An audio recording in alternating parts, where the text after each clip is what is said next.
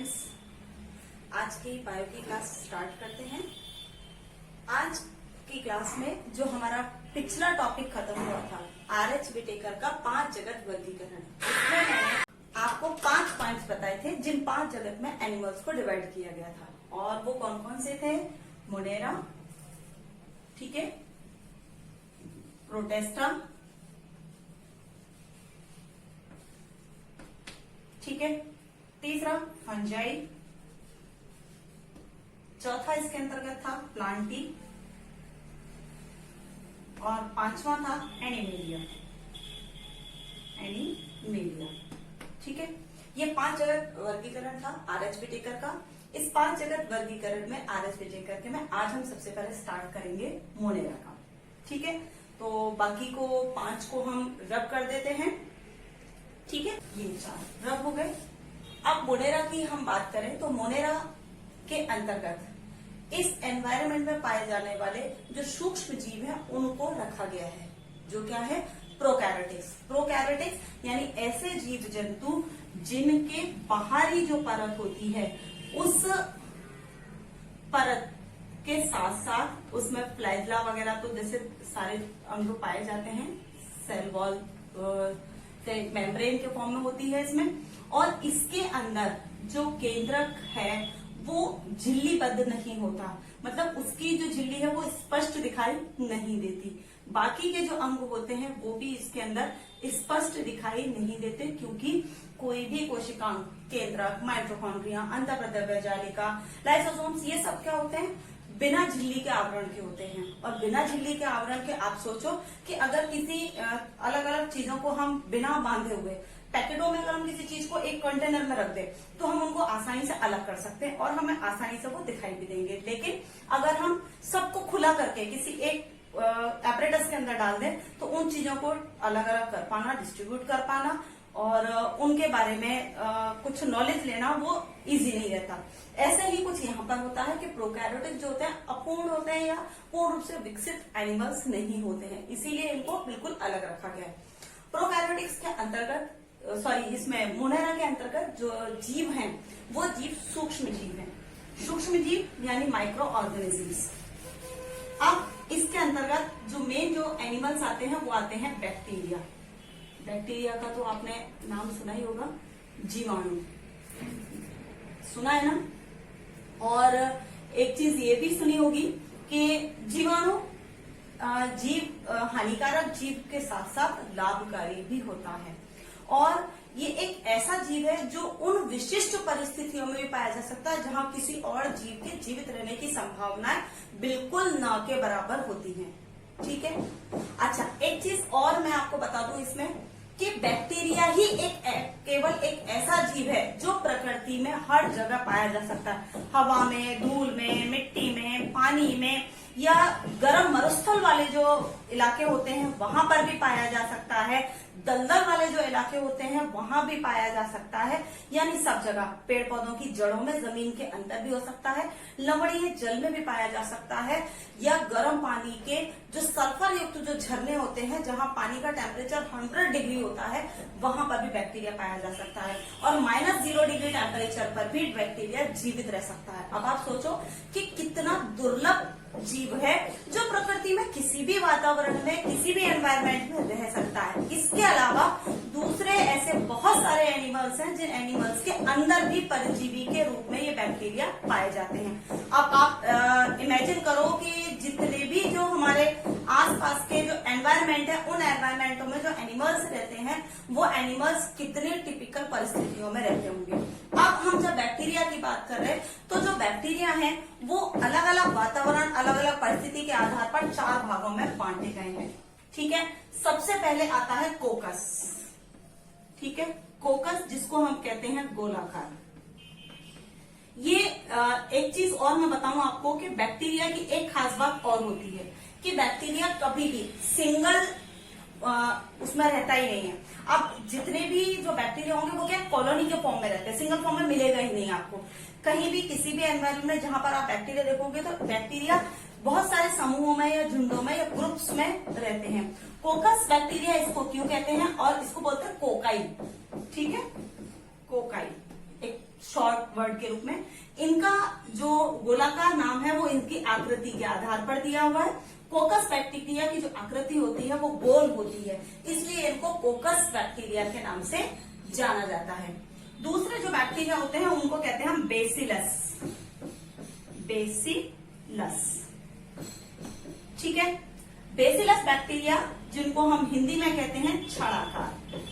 छड़ाकार, अब छड़ तो आपने सभी ने देखी होगी, पिटाई जब होती है घर में तो छड़ी से ही होती है, और जिनके घर में दादाजी वगैरह होते हैं तो उनकी भी छड़ी देखी होगी, पकड़ के चल रही है जी, ठीक है। यहाँ पर जो इसकी जो आकृति है वो उसी छड़ के आधार पर दी गई है, लेकिन जब हम इनका स्ट्रक्चर देखते हैं तो हमें देखने पर ये कुछ इस तरीके के दिखाई देते हैं, ठीक है, ऐसे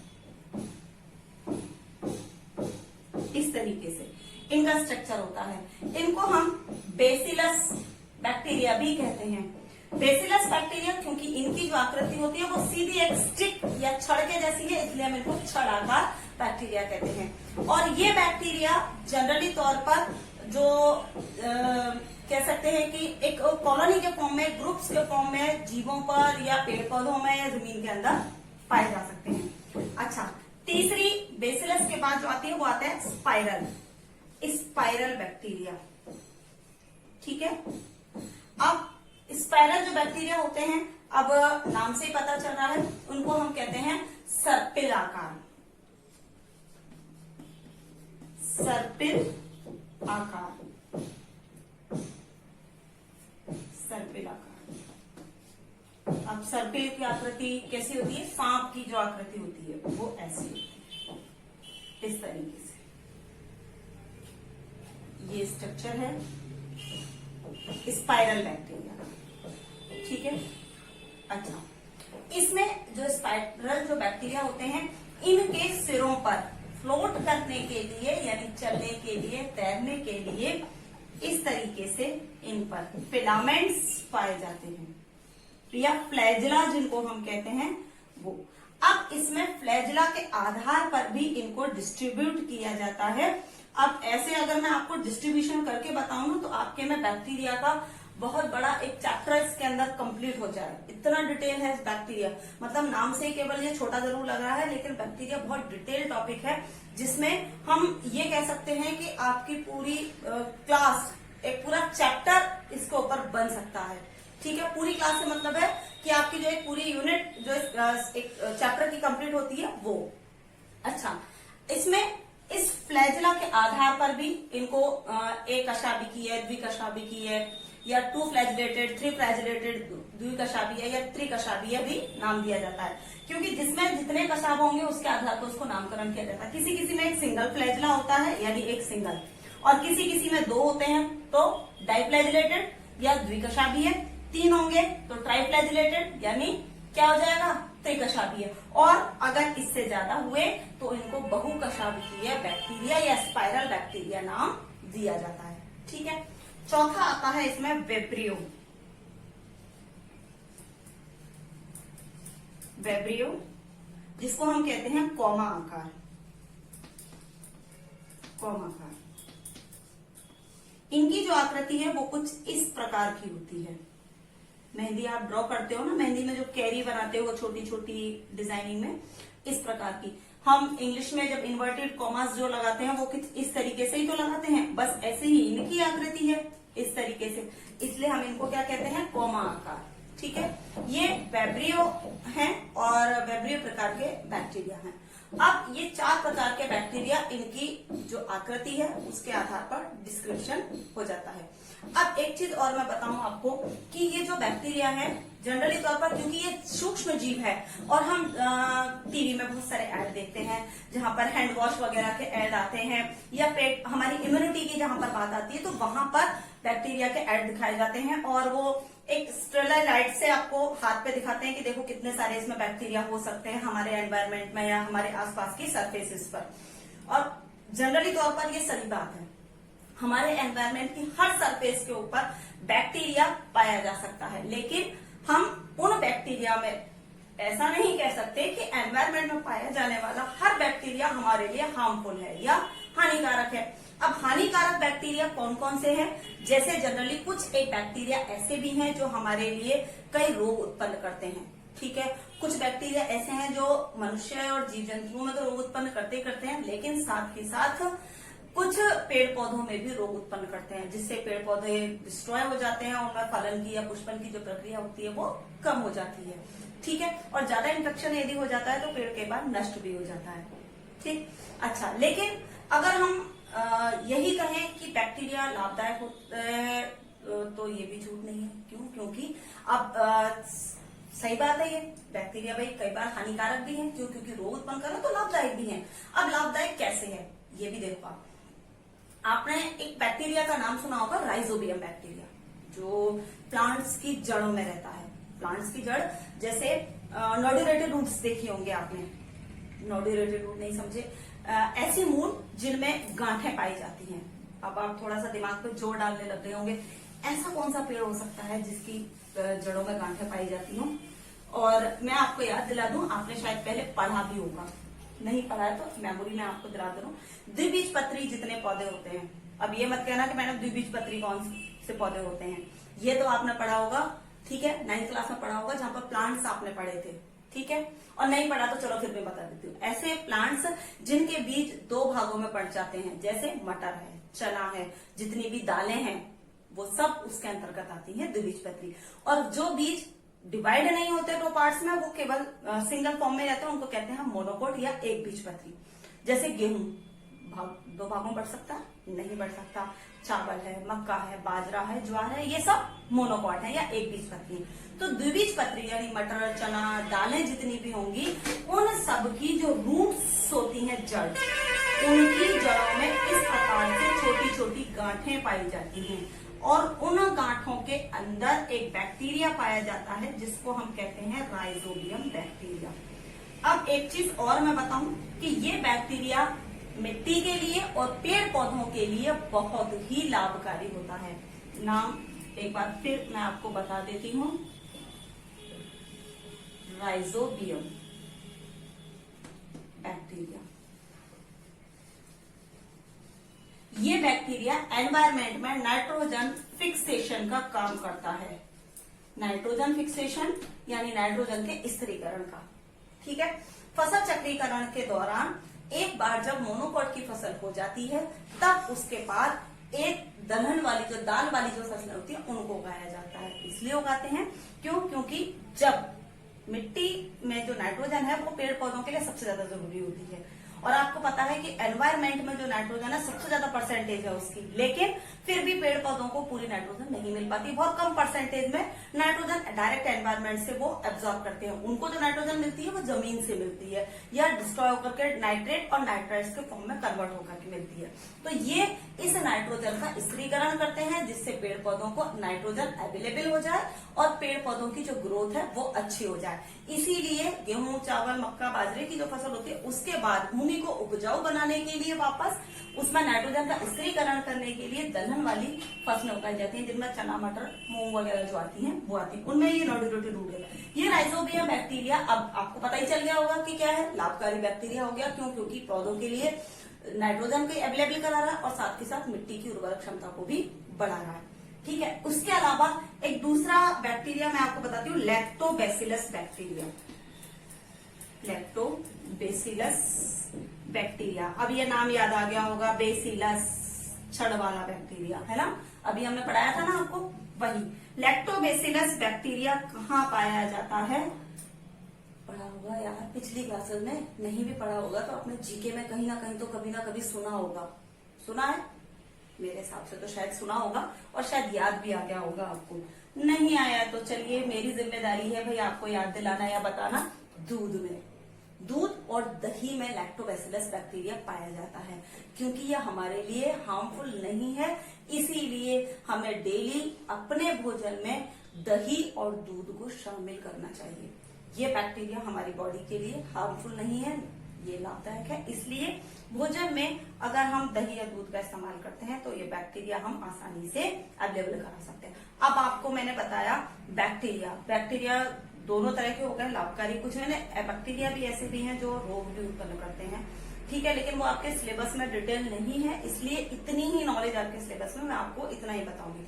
अच्छा, इसके अलावा एक और प्रकार के बैक्टीरिया होते हैं जिनको हम कहते हैं आग बैक्टीरिया, आग जीवाणु। ठीक है, अब ये जो जीवाणु है ये थोड़े से विशिष्ट प्रकार के बैक्टीरिया होते हैं और क्योंकि प्रोकैरियोटिक के अंतर्गत ये आते हैं तो इनकी जो जितनी इजी इनकी बॉडी स्ट्रक्चर दिखती है उतनी ही जो इनकी जो प्रोसेस है ना अंदर की वो उतनी ही टिपिकल पाई जाती है। अब इसमें पेड़ पौधे और जीव जंतुओं के अलावा कुछ जंतुओं के या जीवों के अंदर भी ये परजीवी के रूप में रहते हैं, जैसे मैथोजन। आपने देखा होगा रूमिनेंट जो बैक्टीरिया होता है उसमें क्या होता है कि जैसे कुछ जैसे आपने गाय भैंस बकरी वगैरह ये देखे होंगे जानवर, और गायों को भैंसों का आपने जुगाली करते हुए देखा होगा। अब जुगाली वर्ड मेरे हिसाब से शायद आपके लिए नया है, पर कोई बात नहीं, आज बहुत सारे ऐसे वर्ड्स हैं। आज क्या आपकी पूरी बायो की जो क्लासें चलेंगी उनमें आपको एक नई नई चीजें और नए नए वर्ड्स देखने को और सुनने को मिलेंगे। ठीक है, इसमें जो बैक्टीरिया होता है उस बैक्टीरिया उन एनिमल्स के बॉडी के अंदर जो हमारी जो इंटेस्टाइन होती है उसमें पाया जाता है। अब मैं आपको जुगाली बता देती हूँ। जुगाली जैसे जानवर चारा खा लेते हैं तो उनके अंदर एक कैपेसिटी होती है कि अंदर जो उन्होंने चारा खाया उसको वापस मुंह तक ला सके और फिर उसको डाइजेस्ट करने के लिए पचा ले। अब जैसे हम जो भी खाना खाते हैं कहते हैं ना भोजन को चबा चबा के खाना चाहिए जब भी भोजन अच्छे से पचता है। ऐसे ही जब गाय वगैरह को जब चारा मिल जाता है गाय को भैंसों को तो उस वक्त तो वो उसको खा लेते हैं, लेकिन फिर बाद में बैठे बैठे जुगाली करते रहते हैं। ऐसे करते हैं, मुंह चलाते रहते हैं, मुंह से झाग टपकता रहता है और वो बैठे बैठे, उसको कहते हैं जुगाली करना। ठीक है, वो जुगाली इसलिए कहते हैं क्योंकि जो भोजन उन्होंने खाया था, क्योंकि आपको पता है कि इस तरह के एनिमल्स को बहुत स्ट्रगल करना पड़ता है भोजन के लिए, तो वो भोजन को उस समय जल्दी जल्दी नहीं चबा पाते, तो इसलिए वो डाइजेस्ट नहीं होता। क्योंकि ग्रीन जो प्लांट्स होते हैं उनमें सेलुलोज बहुत ज्यादा होता है, तो सेलुलोज को बचाने के लिए जरूरी होता है कि उसको अच्छे से जो हमारी जो लार है उसको मिक्स उसके अंदर करें, जिससे सेलुलोज का इजी गोइंग जो पाचन है वो हो जाए। क्योंकि स्टार्च का पाचन मंड का जो होगा वो सेलुलोज उसके अंदर पाया जाता है, उसका पाचन उसी से होता है लार के एंजाइम से। ठीक है, इसलिए वो जुगाली करते रहते हैं और जुगाली करने से जो होता है जो बैक्टीरिया है वो आसानी से उसको डाइजेस्ट कर देता है।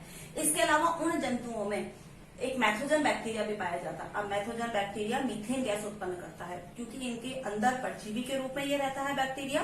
तो आपने देखा होगा गाय भैंस जो जानवर होते हैं उनके जो गोबर होता है उस गोबर से गोबर गैस बनाई जाती है और वही गोबर गैस के अंदर बैक्टीरिया पाया जाता है। जो मैथोजन बैक्टीरिया होता है वो क्या करने का काम करता है, जनरली तौर पर जो सेलुलोज वाले जो प्लांट्स होते हैं उनको डिस्ट्रॉय करके उनसे मैथोजन या मीथेन गैस बनाने का काम करता है। मीथेन CH4, आगे आप 11th में आए तो केमिस्ट्री पढ़ोगे। अब मीथेन शायद आपने 10th में पढ़ा हुआ वर्ड है, ऐसा कुछ नहीं है। मीथेन सबसे सिंपल हाइड्रोकार्बन है। ठीक, अच्छा, मीथेन गैस जब बन जाती है तो गोबर गैस का जो मुख्य जो अवयव है मीथेन ही होती है। ठीक है, अच्छा, यहाँ पर जो आर्क बैक्टीरिया है वो कहीं पर भी अलग अलग परिस्थितियों में मरुस्थल में गर्म झरने सल्फर वाले जो झरने होते हैं उनमें भी पाए जाते हैं या जंतुओं के अंदर भी पाए जाते हैं। अब ये आर्क बैक्टीरिया और आर्क बैक्टीरिया ये दोनों टॉपिक आपके कंप्लीट हो गए। नेक्स्ट जो हमारी क्लास होगी उसमें हम पढ़ेंगे यू बैक्टीरिया। ठीक है, स्पाइरल फॉर्म में पाया जाने वाला बैक्टीरिया है, ये आगे स्टडी करेंगे। अगर आपको मेरे इतने पढ़ाए हुए टॉपिक में कहीं कोई चीज ऐसी लगती हो जो आपको समझ में नहीं आई हो या आपको और डिस्क्रिप्शन उसके चाहिए तो आप मुझे पर्सनली नंबर पे कॉल कर सकते हैं। मेरा नंबर है 9983719951। ठीक है, ओके, आज की क्लास इतनी। Okay, thank you.